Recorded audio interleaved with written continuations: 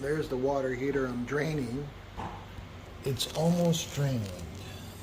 But how much water is in that tank? I'll let you know.